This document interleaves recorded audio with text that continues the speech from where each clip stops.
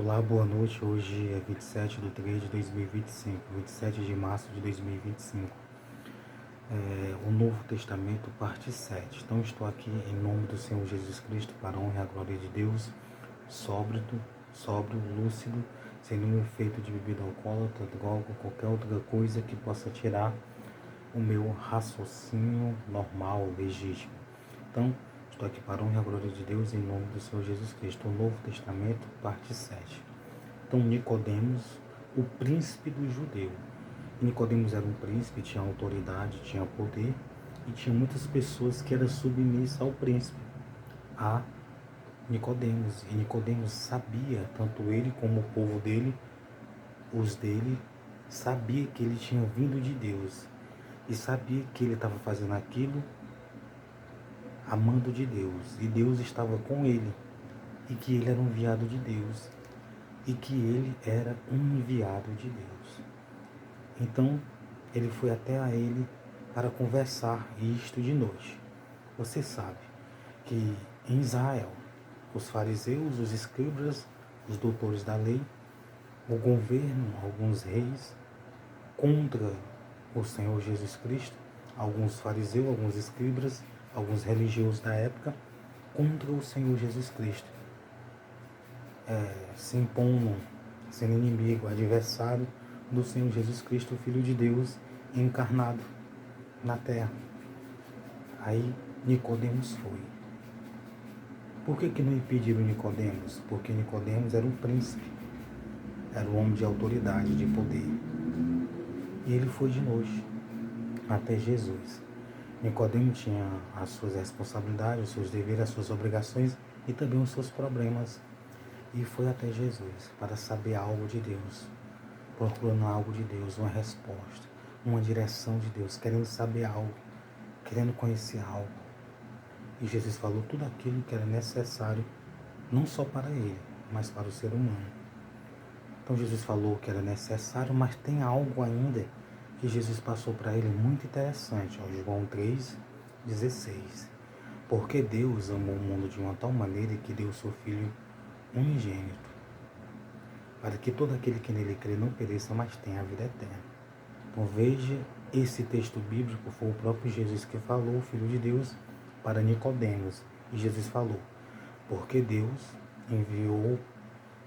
amou o mundo de uma tal maneira que deu o seu Filho unigênito, para que todo aquele que nele crê não pereça, mas tenha a vida eterna.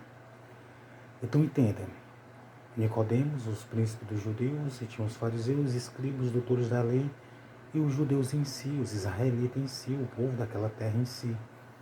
Um povo que recebeu 2 tábuas dos 10 mandamentos, a lei, os estatutos, os preceitos do Senhor, os estatutos.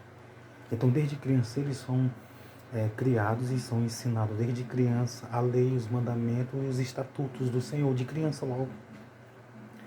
Então, eles tiveram esse nascimento de Deus, nascimento espiritual, a lei era santa, verdadeira, pura, era boa, a lei era boa. Então eles nasceram espiritualmente. O Antigo Testamento, a lei, a vontade de Deus para eles era aquela. Então Jesus disse que eles tinham que nascer de novo para entrar no reino de Deus. Era necessário nascer da água e do Espírito. Para nascer, era necessário nascer da água e do Espírito para entrar no reino de Deus.